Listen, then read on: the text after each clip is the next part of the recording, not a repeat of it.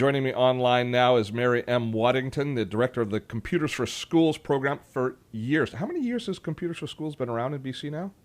18. 18 years. And you 18 haven't been years. with them since the beginning, have you, Mary M? No, no, not that long. Just 14, so. Just 14 years. But for a very long time doing a very good job. What Computers for Schools does is they take computers that are no longer wanted in, usually from the business environment, but are still very good, and they refurbish them and get them placed in schools where they can be used and become part of our education system at obviously a significantly reduced cost to the schools. And what's the number you guys have done so far?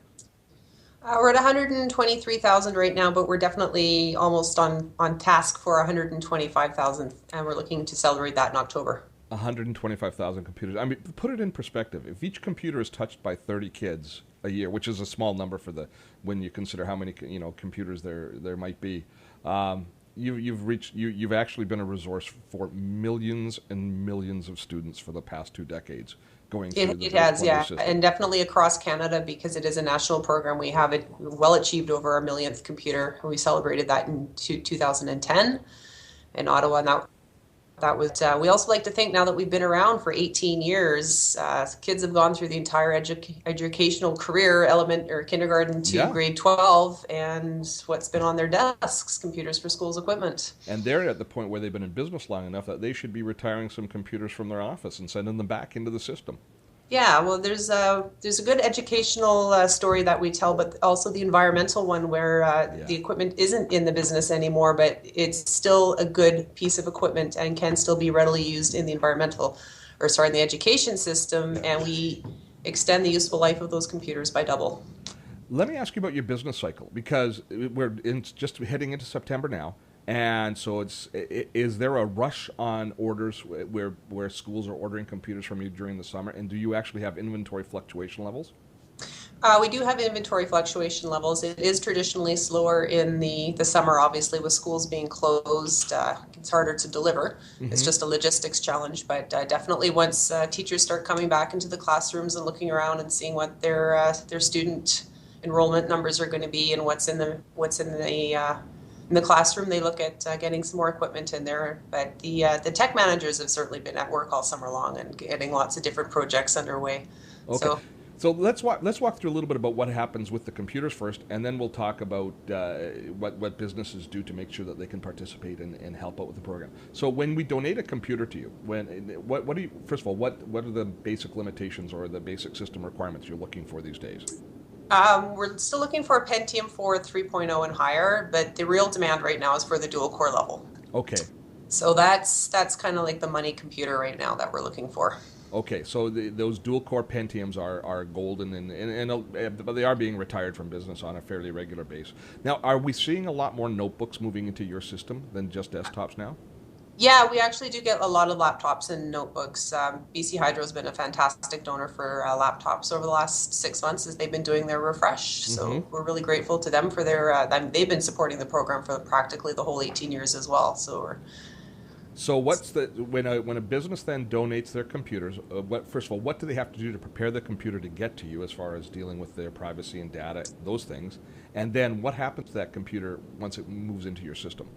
Well, they are responsible for the information on their computer under PIPEDA legislation, so they should be wiping their hard drive before they give it to us. And But regardless of whether the donor wipes it or not, we wipe it again anyways, Okay. just to have that secondary level of assurance.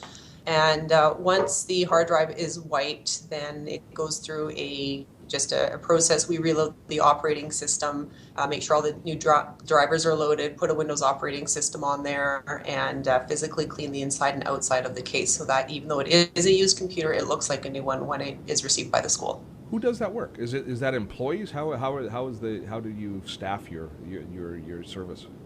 We get funding through HRSDC to hire youth who are going through some post-secondary education in technical careers. Okay. And so we hire them for a 26-week work term to get their hands-on experience on the hardware level. So it's a good gap for those students who are having maybe more challenges with the book learning to actually get their hands dirty and in these cases and really figure out what it is that they're doing and what their passion is and how to best utilize their skills moving forward.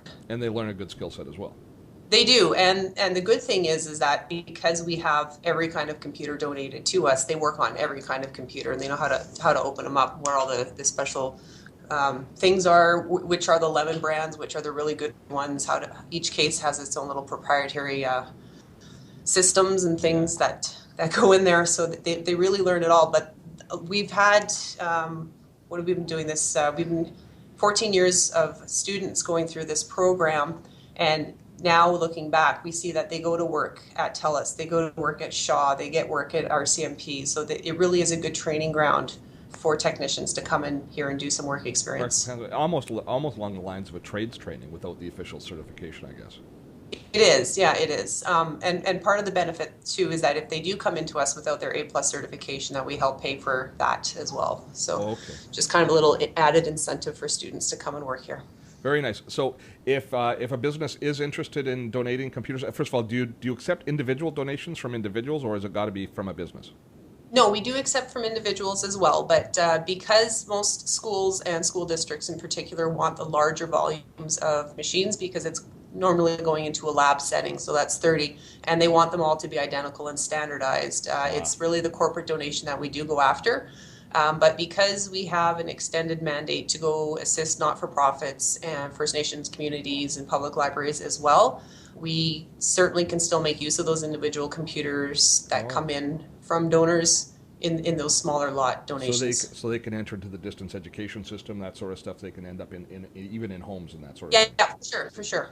Oh, that's good. So you're much more than Computers for Schools. You should change your name because it's not long enough to Computers for Yeah, Schools and libraries and First Nations and other groups that need exactly. computers. It is kind of a misnomer now, but that's how we were branded. And I know it's every now and then when we get together, there's a bit of a debate, but Now, how much help do you give a company that has 30 or 40 computers getting ready to go out? They're saying, "Oh, we've got all these computers, but holy cow, how are we going to get them all ready to ship out and do all that sort of stuff?"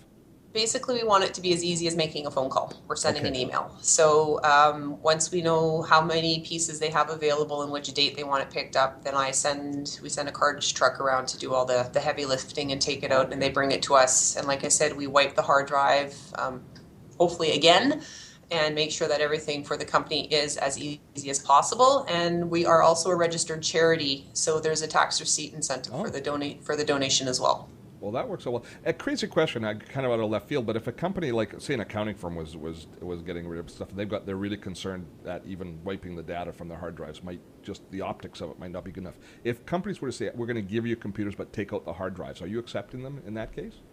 We are up there at that dual core level because it is the processor speed that we're really after, and we do put some money aside to buy extra hard drives. Okay, so that's Some okay. companies have even been really generous and purchased new hard drives because they're pulling out their other ones too. So there are ways around that, but certainly we do prefer when all of the internal parts come in together. Good stuff. So where you're heading up to by October this year, you're hoping to be over the 125,000 computers donated in the Yeah, province. yeah. And you've got great corporate support. People like TELUS is promoting you this month.